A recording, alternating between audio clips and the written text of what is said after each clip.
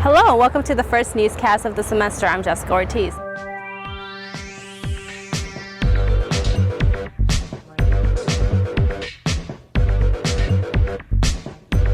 The new school year has come with several new changes, including a new scenic view of the lake.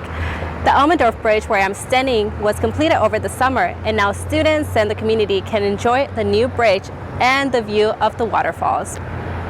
Students living on campus can also expect to see the new view. Earlier this year, Olu announced their plans to build a new living facility for residents.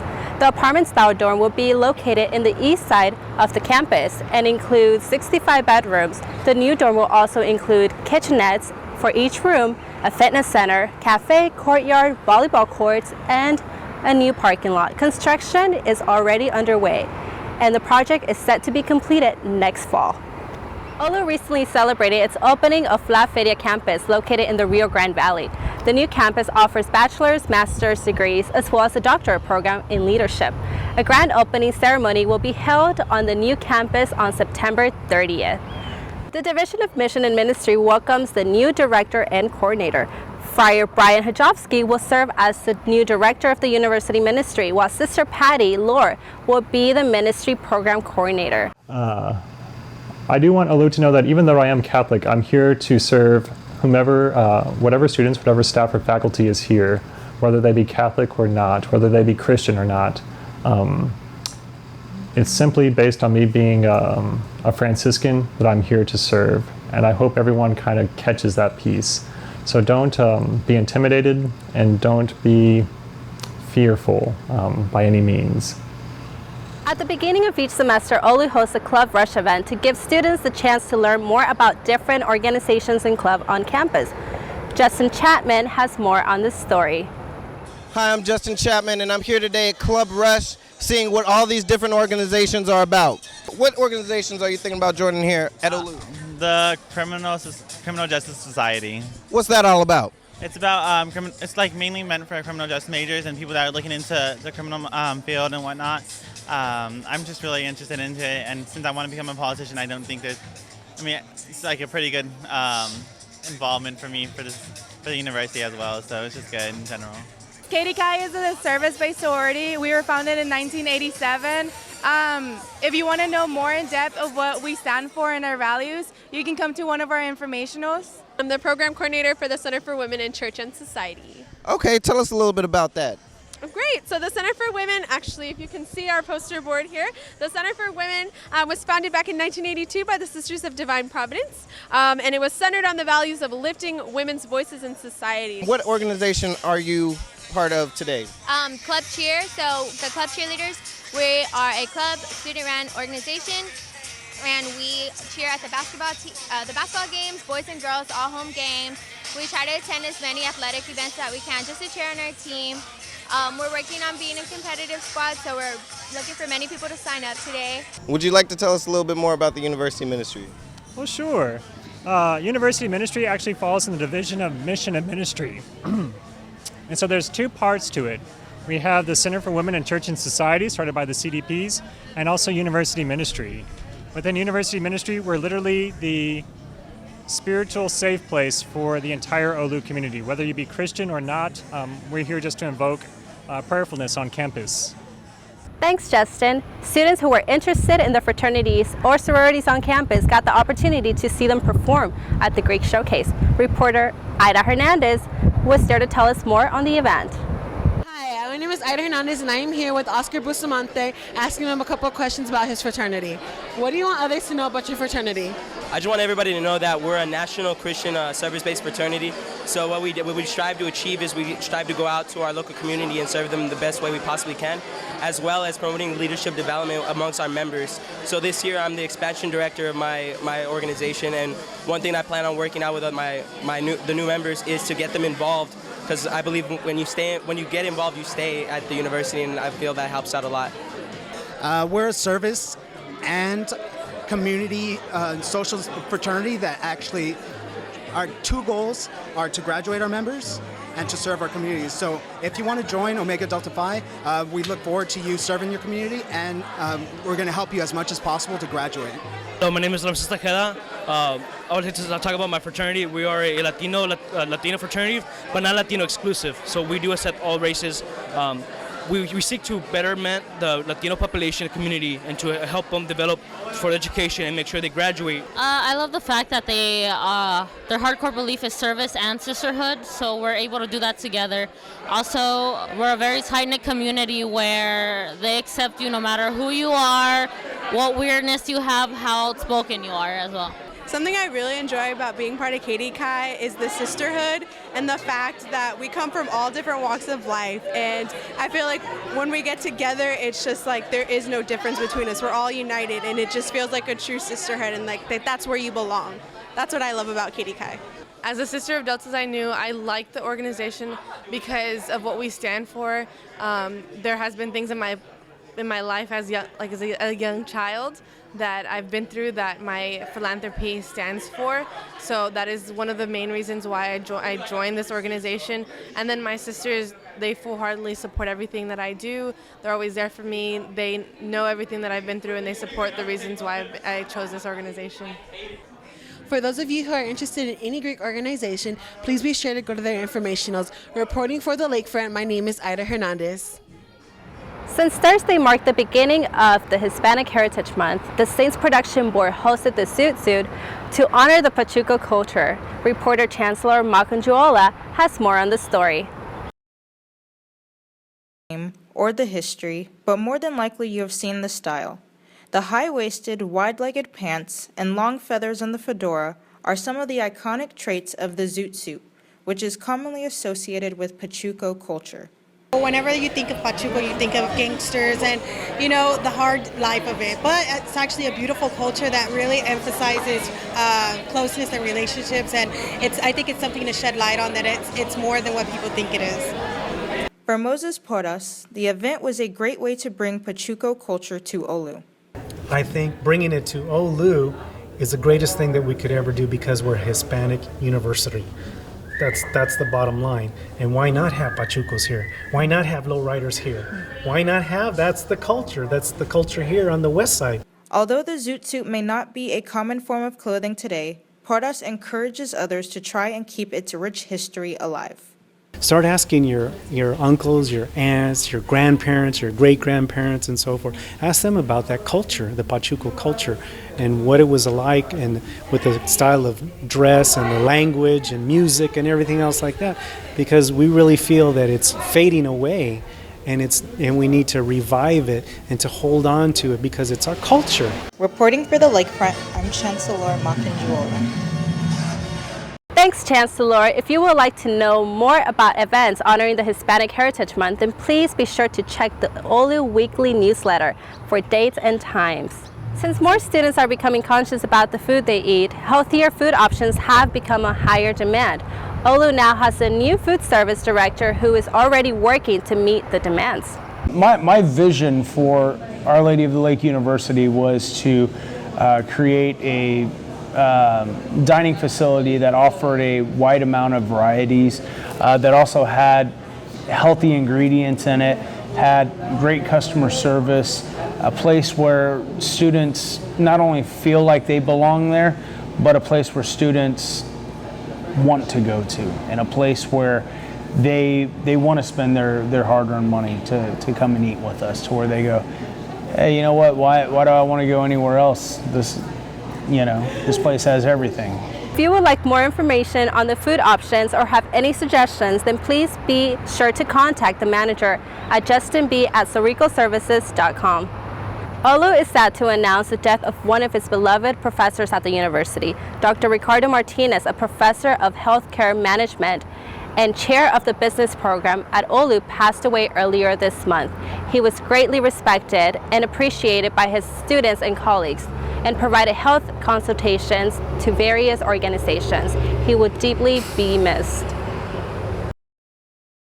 This past week, the U.S. commemorated the 15th anniversary of the 9/11 attack. However, terrorism is still a major issue among many Americans and a key political talking point in the presidential race. The Chelsea District Manhattan area in New York experienced an explosion on this past Saturday around 8:30 p.m. 29 people were injured. The incident has not been linked to any international terrorist organizations. New York Mayor Bill de Blasio stated that the explosion was an intentional attack. Authorities later found a second potential exploding device a few blocks away from where the first one was located. The terror militant group ISIS is claiming responsibility for a stabbing that occurred on Saturday at the Minnesota Mall. The attacker walked into the mall and stabbed 9 people before being shot and killed by an off-duty police officer. The FBI is currently investigating the attack of terrorism. The mall was closed on Sunday but is set to reopen today. It is now football season and most Americans will be looking forward to the Sunday night NFL games. However, the NFL is now in the midst of a rapidly spreading movement. Colin Kaepernick, a quarterback for the San Francisco 49ers, is behind a sudden uptake of individuals who have decided to protest the national anthem by refusing to stand. Kaepernick is using this as a way to stand up against police brutality and racial injustice. This has spurred action from other athletes who are now deciding to take a knee during the anthems. Fans are supporting Kaepernick by also taking a stand and sitting out during the anthem.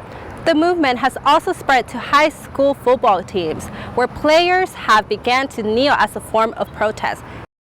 Looking to buy a new cell phone? Well, you may want to consider your options carefully, especially if you plan on buying the new recently released Samsung Galaxy Note 7. Though the Note 7 received positive reviews upon its initial release, issues of battery leakage within the phone has caused some to explode. Reports of property damages and vehicles bursting into flames has led Samsung to issue a full recall on all Galaxy Note 7s. There will be a forced update on September 30th for users that have not traded in their phones for a new one. The improved Note 7 will be available on September 21st. And now we turn to JC as he updates us with entertainment. Welcome back to a new school year here at Olu. I hope everybody had a great summer, and I'm excited to be back here to share with you all the new movies and games coming out soon. And action! A man joins the military, but due to his medical conditions, he is told he cannot serve any longer. Wanting to act upon his devotion to his country, Edward Snowden, played by Joseph Gordon-Levitt, decides to work for the CIA. Passing his computing exams with flying colors, he's offered one of the highest positions available. Of course, wanting to serve your country means making some tough decisions. Throughout the film, we follow the whistleblower in this docudrama based on the life of Edward Snowden. The movie has received some lukewarm preview scores ranging from 4 to 6, so if you think you wouldn't like the movie, you probably won't. Also, Nick Cage is in this movie for whatever reason, so expect lots of random stills of Mr. Cage's face to pop up on the internet in the near future. Snowden will be playing in theaters this weekend. A man finds a video from the Black Hill Woods on the internet and believes it to be his sister, so like any good horror movie, he gathers his ethnically diverse group of friends and leads them out to camp in the supposedly haunted woods. Of course, they brush off the rumors, but then spooky things happen, accompanied by suddenly loud music stabs. People die, there's shaky camera work, I think the soundtrack has the Inception noise, but all in all, Blair Witch is a run-of-the-mill horror movie to continue the Blair Witch Project series. Critic reviews of this sequel to a long-running horror franchise have yet again been met with lukewarmity. Despite that, the trailer for this movie looks pretty tight. However, the movie is presented in as a found footage film like its predecessor, which worked for the first one to mask its measly $500,000 budget. I personally think that this movie hinges on its cinematography and how they handled the found footage aspects, as people got motion sick and actually vomited from the first one. Blair Witch is spooking its way back into theaters this weekend. Star Rush is yet again changing up the formula for Mario Party games, but not like Mario Party 9 and 10 did. Those were dumb. This time the board game is a free-roaming grid where every turn is your turn. Everyone rolls and moves together and rushes down stars and items. Everyone starts out as a lovable Toad, but while you move around the board, you can gather different Mario characters to help you out. This is probably going to be the first good Mario Party game since Mario Party 8 on the Wii back in 2007. Get ready to hate your friends worse than when you play Monopoly on November 4th. That'll do it for this week. Are you excited for any games, movies, or TV shows coming out soon? Go ahead and leave a comment down below. And cut. Thank you, JC. Now here's Gabby Cavazos with sports.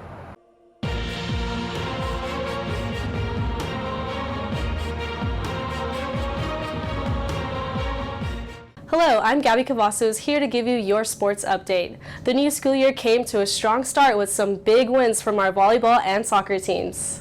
The Saints volleyball team opened up their conference season with 2 consecutive wins against Jarvis Christian College and Texas College this past weekend.